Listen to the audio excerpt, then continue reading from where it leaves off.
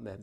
Mais attention, c'est-à-dire que quand on dit, bon, la vie te donne les épreuves, oui, elles ne sont pas choisies, puisque Mhm, la vie te les apporte, mais c'est par accident. Avec Héraclès, c'est pas par mhm, accident. Avec Héraclès, c'est par commande.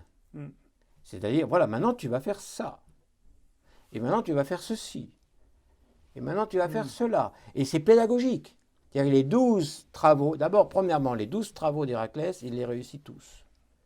C'est pour ça que c'est intéressant. Mais à côté de ça, entre les travaux, il y en a plein d'autres qui ne sont pas des travaux, qui sont des aventures.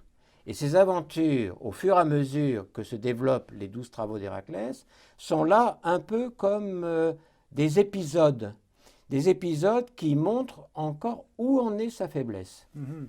Quelles sont ses insuffisances?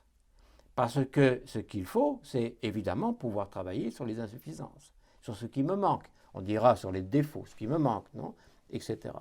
Alors là, voilà.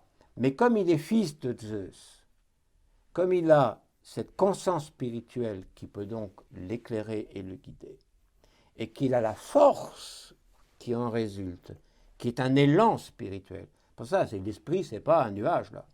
Tout ce qui est spirituel est une réalité concrète. Mhm. La spiritualisation, c'est concret. C'est-à-dire, c'est une façon de pouvoir penser les choses d'une autre manière plus, on dira aujourd'hui, basiquement plus humaniste.